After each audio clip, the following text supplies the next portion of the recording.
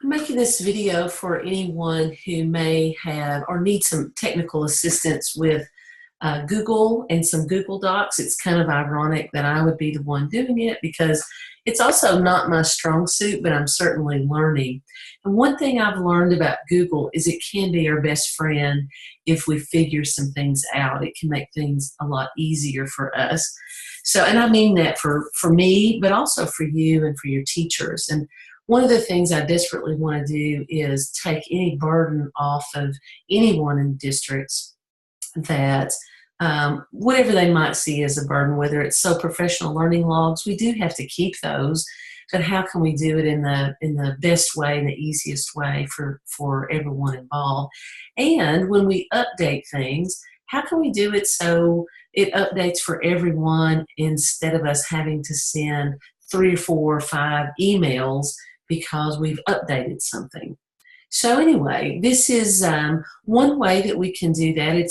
I have several of you in districts who submit everything this way already, and I realized it was such an efficient way to do it. I wanted to share with everyone. So that's what the video's for. So here we go. So this is what you received, was this official submissions list. And inside that, you see some instructions, but I know that reading instructions sometimes is a little more difficult than seeing it in action. So that's my goal today. If at some point you want to highlight and erase these instructions so it's not clogging up your form, that's okay too. Anywhere you see your form has brackets like this, all you have to do is highlight it and change it to your district name. That would be fantastic for me because it's a lot easier for me to keep up with who we're talking about. Also, you can change the name to official submissions for, and you could change it to your district name. And how much more easier to keep up with if I have everybody's name on there. So the idea is that you have a list of the things I'm going to need. And these are things I'm going to need for a desk audit. These are things that we're going to need so we can keep up with any research items that are going to be asked for or audited items, whatever it may be. So this is going to help in lots of different areas, not just up front, but all along the way. What you'll see is like literacy leadership team. So let's say that I'm working over here in my Google Drive. One of the things you'll see when you look at mine or anybody's Google Drive is there's a lot of stuff in there. I do have folders, but I also have just individual documents, and some of them go back several years. And that's just sort of the nature of Google. You can change here to modify it to, for instance, last modified. I often like to do that to keep things more up to date. But let's say I'm looking at my submission list and I want to make a literacy leadership team. So this section right here is all about the whole district. So this is the district literacy leadership team. One way I could handle that is by creating a list in Google Doc. So I would just go to my drive and I would hit new up here on the left. I know you all know these things. I'm just trying to be methodical. So I'm not saying that you don't know this already. But I could open a Google Doc and I could make a table. I could, design this in lots of different ways. But for these purposes, I'm going to number and I'm going to put name. So this is going to be my list. So let's say I am the point of contact for my district, and I have a list of my team. At the top, you'd want to put the name of this and so forth, but just for our purposes, I may have this list.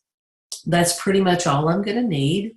It's a Google Doc. I'm going to save it as, I'm going to put test names. That's just for my purposes. That's going to be the name of it. So I can find that in my Google Drive, test names. Now I know that I want my names to show up right here for my literacy leadership team. I want those names I just typed to be connected to this particular 3 words right here. So what I'm going to do is go to test names and open it. I'm going to click in the address bar. I'm going to copy that. So I right-clicked in it and copied. I'm going to go back to my submission list, highlight what I want to connect it to. So I'm going to highlight Literacy Leadership Team and then right-click that, and right there is link. So I'm going to hyperlink by pasting what I just copied right there and hit apply. What happens is you can see that it is hyperlinked, and when I click on it, it brings up this document. When you click on that, boom, it takes me back to that document with the names. So what happens is I'm out in the district, and let's say that someone got a different job in a different district. Then I want to take this name off the list and maybe add a new name. Then guess what? When I change that, it's going to change it in that link that I just showed you. So when I go back to it, look, it says new name, because Google just is up to date. I don't know if I'm actually making you see that in the correct way, but when you make it's right on time. So when you change something, it changes it for everyone that has access to that. So that's the joy of what we're talking about. So if you make changes to something, you don't have to say, here you go, Jackie Rogers, I'm going to send you this list again because we changed the name. But you don't have to do that, because if I have the link to it, then it's automatically changing for me too. Let me do another one. So I've got my logic model. I made a test logic model for this. I'm just going to highlight it, right click, and I'm going to link it. Now I don't have my link yet, so I'm going to have to go back to my drive and find my test logic model. When you open it up, it's a beautiful logic model. And that's just a little light note here. But so this is just our test one.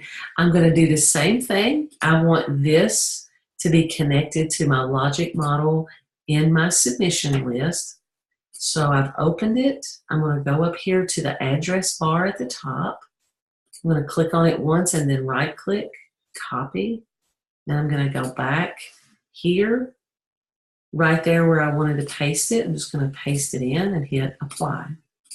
So now I've got 2 things that are hyperlinked. I don't have to have all the documents in a folder because I've got them hyperlinked here.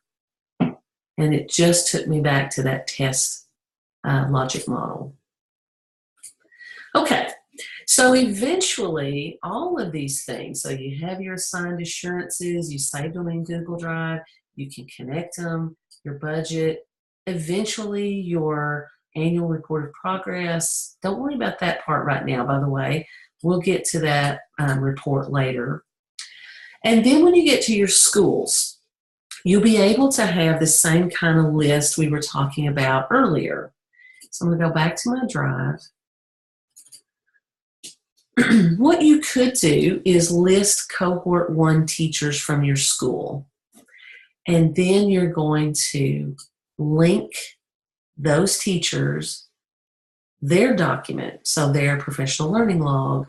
You could link them the same way we just did.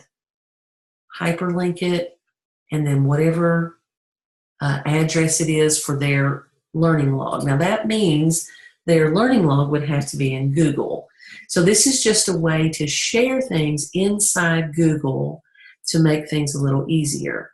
Now, if you are someone saying, I cannot use Google, it's killing me, then just let me know and we'll figure out a way where it's not killing you, because my objective is to help.